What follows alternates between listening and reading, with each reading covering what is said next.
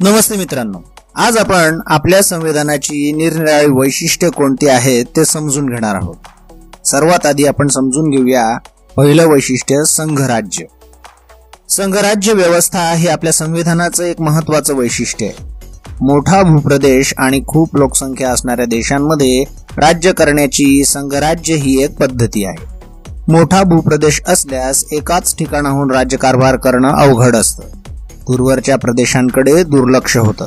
तेथील लोकांना राज्यकारभारात सहभाग घेण्याची संधी मिळत नाही. म्हणून संघराज्यात 2 स्तरांवर शासन संस्था असतात. संपूर्ण देशाचं संरक्षण करणं, परराष्ट्रांशी व्यवहार करणं, शांतता प्रस्थापित करणं इत्यादी कामं मध्यवर्ती शासन पार पाडते. त्याला केंद्र शासन किंवा संघ शासन असंही म्हणतात. संघ शासन संपूर्ण देशाचा राज्यकारभार करते. आपण ज्या प्रदेशात राहतो त्या प्रदेशाचा कारभार पाहणाऱ्या शासनाला राज्य शासन असं म्हणतात. राज्य शासन हे एका मर्यादित प्रदेशाचा राज्यकारभार पाहते. उदाहरणार्थ महाराष्ट्र राज्य शासन 2 पातळ्यांवर वेगवेगळ्या विषयांवर कायदे करून परस्पर सहकार्याने राज्यकारभार करण्याच्या या पद्धतीला संघराज्य म्हणतात. अधिकार विभागणी. संघ शासन व राज्य शासन यांच्यात संविधानाने अधिकार वाटून दिले आहेत. त्यानुसार कोणत्या विषयाचे अधिकार कोणाकडे आहेत ते आता आपण पाहूयात. आपल्या संविधानाने 3 सूची तयार केल्या आणि त्यात निरनिराळे विषय नमूद केले. पहिल्या सूचीला संघ सूची म्हणतात. त्यात 97 विषय असून त्या विषयांवर संघ शासन कायदे करतं. राज्य शासनासाठी राज्य सूची असून त्यात 66 विषय आहेत. या विषयांवर राज्य शासन कायदे करतं. या 2 सूचींव्यतिरिक्त तिसरी एक समवर्ती सूची असून त्यात 47 विषय आहेत. दोन्ही शासनांना या सूचीतील विषयांवर कायदे करता येतात. या 3 सूचींमधील विषयांव्यतिरिक्त एखादा विषय नव्याने निर्माण झाल्यास त्यावर कायदा करण्याचा अधिकार संघ शासनाला असतो.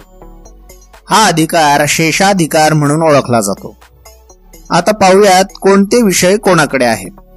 संघ शासनाकडील विषय: संरक्षण, परराष्ट्र व्यवहार, युद्ध व शांतता, चलन व्यवस्था, आंतरराष्ट्रीय व्यापार हे विषय संघ शासनाकडील आहेत.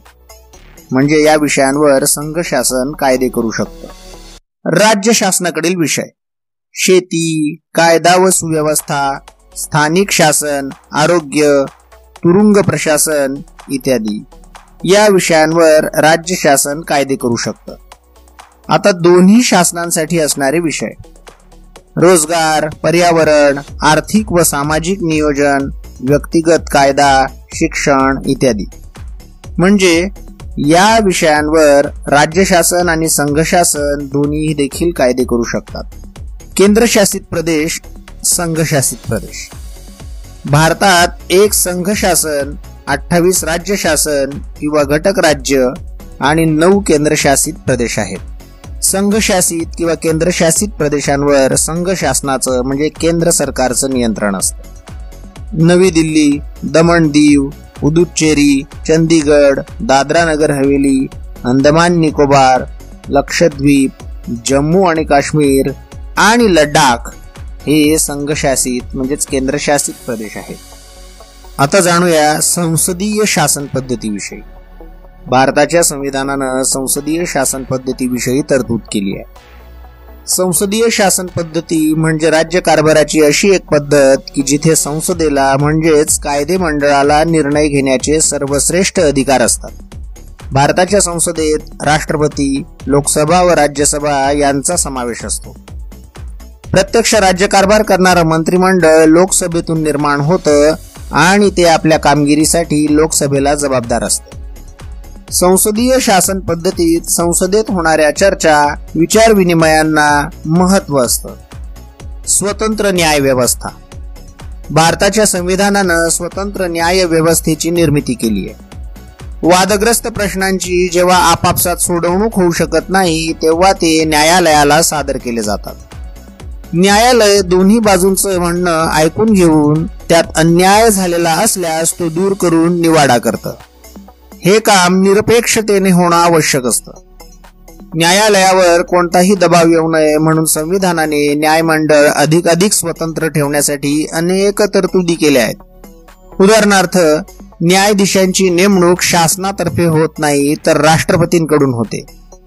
न्यायाधीशांना सहजपणे पदावरून दूर करता येत नाही. पुढचं वैशिष्ट्य आहे एकेरी नागरिकत्व. भारताच्या संविधानाने भारतातील सर्व नागरिकांना एकच नागरिकत्व बहाल केलंय, ते म्हणजे भारतीय नागरिकत्व होय. संविधानातील बदलाची पद्धती. संविधानात नमूद केलेल्या तरतुदींमध्ये परिस्थितीनुसार बदल किंवा दुरुस्ती करावी लागते, परंतु संविधानात वारंवार दुरुस्ती केल्यास अस्थैर्य निर्माण होऊ शकते. म्हणून कोणताही बदल करताना तो पूर्ण विचारांती व्हावा यासाठी भारताच्या संविधानातच संविधानातील बदलाची संपूर्ण प्रक्रिया स्पष्ट केली आहे. संविधानात कोणताही बदल करावायचा झाल्यास तो याच प्रक्रियेने करावा लागतो. संविधानातील बदलाची ही प्रक्रिया अतिशय वैशिष्ट्यपूर्ण आहे.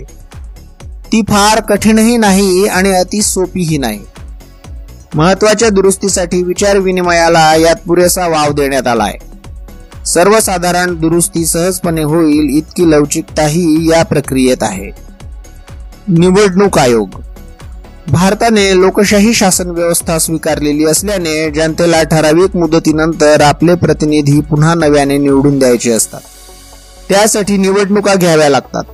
या निवडणुका खुल्या आणि न्याय्य वातावरणात होणं आवश्यक असते. तेव्हाच नागरिकांना कोणत्याही दबावाशिवाय आपल्याला योग्य वाटेल अशा उमेदवाराला निवडून देता येते. शासनानं निवडणुका घेतल्यास असे खुले आणि न्याय्य वातावरण मिळेल याची खात्री नसते. म्हणून आपल्या संविधानाने निवडणुका घेण्याची जबाबदारी एका स्वतंत्र यंत्रणेवर सोपवली आहे. ती यंत्रणा म्हणजे निवडणूक आयोग होय. भारतातल्या सर्व महत्वाच्या निवडणुका घेण्याची जबाबदारी निवडणूक आयोगावर असते. भारतीय संविधानाची अनेक वैशिष्ट्ये आहेत. आता आपण त्यातल्या काही वैशिष्ट्यांचा अभ्यास केलाय. धन्यवाद.